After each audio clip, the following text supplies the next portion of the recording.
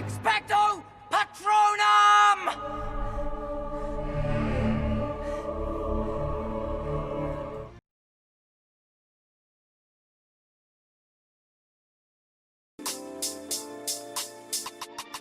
Which Harry Potter plot took you the most by surprise? Let us know down in the comments. And now without further ado, on to the list. Number 7. Snape killing Dumbledore. Do it. Go on, Draco. No! No. This plot point is one of the most jaw-dropping moments in the books and the movies, and has become iconic as basically the biggest spoiler that you can give someone. Things didn't look good for Dumbledore throughout the 6th book after his hand was seriously injured. It felt like a premonition of something worse to come. Sure enough, in the end, during an attack on Hogwarts Castle, Snape delivers the deadly curse that takes down the only wizard that Voldemort was ever afraid of. Though many eagle-eyed fans knew what was going on behind the scenes before the next book was released, this moment still left many of us stunned and in disbelief.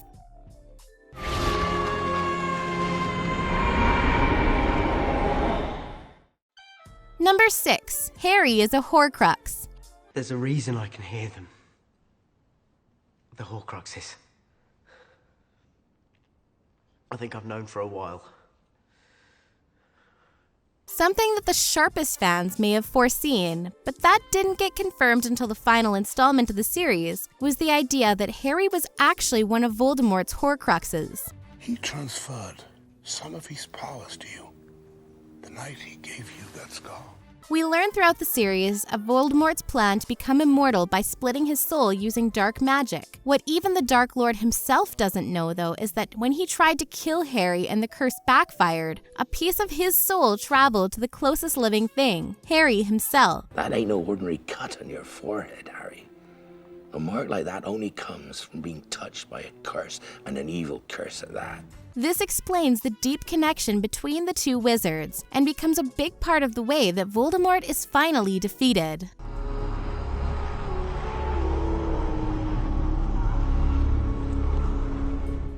Number 5. Voldemort possessing Quirinus Quirrell. You don't want me as your enemy, Quirrell. What do you mean? You know perfectly well what I mean. The first major plot twist of the series is still one of the most satisfying. After Harry is introduced to the magic of the wizarding world, he realizes that there are dark forces at work there. After banding together with Ron and Hermione to help solve the mystery as to who is after the Philosopher's Stone, he discovers that the true villain is not Snape as he suspected. Snape, he was the... Yes, he does seem the type, doesn't he? Well, next to him, who would suspect poor, stuttering Professor Quirrell? It is in fact none other than the diminutive and fidgety Defense Against the Dark Arts teacher, Professor Quirrell, who has Voldemort's face on the back of his head. With this masterful twist, J.K. Rowling hooked us for life, guaranteeing that we'd stick with the series until the very end. We meet again. Voldemort. Number 4. Snape being the Half-Blood Prince. He trusted you!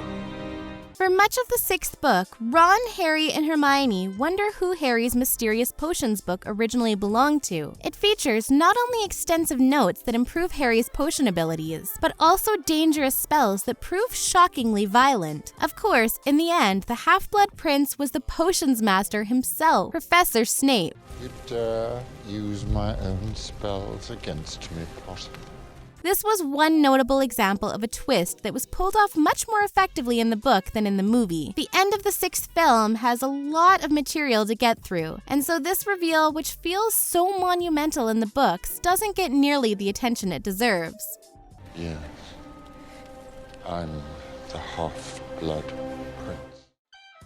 Number 3. Snape's true allegiance. So when the time comes, the boy must die. Yes.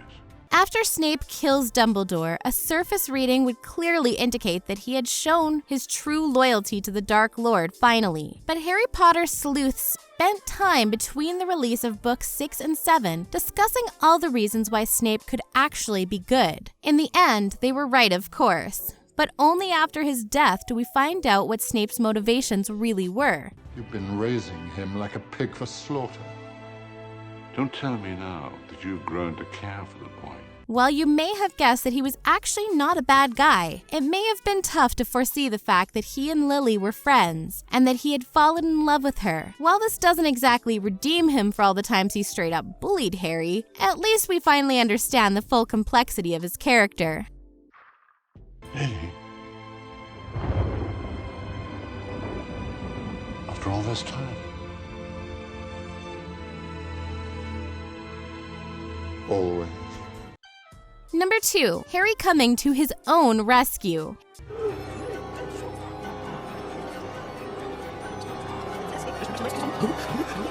The third installment of the Harry Potter series features some incredible twists and turns. One of the major reveals is that Hermione has been using a time turner throughout the school year to attend more classes, and she and Harry subsequently use the device to save the day at the end of the story. In one memorable moment, Harry is about to be overtaken by Dementors, but a mysterious figure uses the Patronus charm to scare them away. Harry believes that it's his father who saved him, but in the end, it's actually a time-traveling Harry saving himself.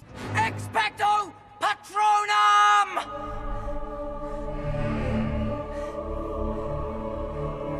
Like Harry, we were disappointed that it wasn't James, but ultimately the truth made for a far more satisfying reveal.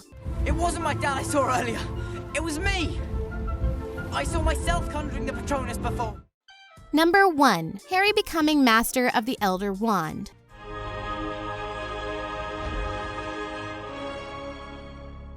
Harry Potter and the Deathly Hallows Part 2. There is a lot of fan debate about the conclusion of the Harry Potter series, with some being more fond of the plot of the Deathly Hallows than others. One of the central conflicts in the books and films is whether the trio should focus on destroying Voldemort's Horcruxes, or learning more about the mythical Deathly Hallows. While they untimely decided on Horcruxes, the Deathly Hallows inevitably come into play, and in the end, Harry unwittingly comes to be in possession of all three. We were so overwhelmed by the climax of the story that we barely had energy to follow the logic of Harry winning power over the Elder Wand, but it was a shocking reveal nonetheless.